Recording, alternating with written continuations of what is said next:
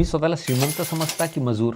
नवलभाऊ म्हणतात, जोपर्यंत तुम्ही तुमच्या वेळेची लायकी किंमत ठरवत नाही तोपर्यंत हे जग तुम्हाला कवडीचीही किंमत देणार नाही. आणि म्हणूनच ते म्हणतात की तुम्ही तुमचा एक आवरली ॲस्पिरेशनल रेट ठरवायला हवा. म्हणजे काय? म्हणजे तुमच्या एका तासाची किंमत, समजा तुम्ही तुमच्या एका तासाची किंमत 500 रुपये ठरवली आणि समजा एखादं काम करून घ्यायला तुम्हाला बाहेर 100 रुपये द्यावे लागत असतील, तर ते काम तुम्ही स्वतः एका तासभरात करून 100 रुपये वाचवले असं समजू नका.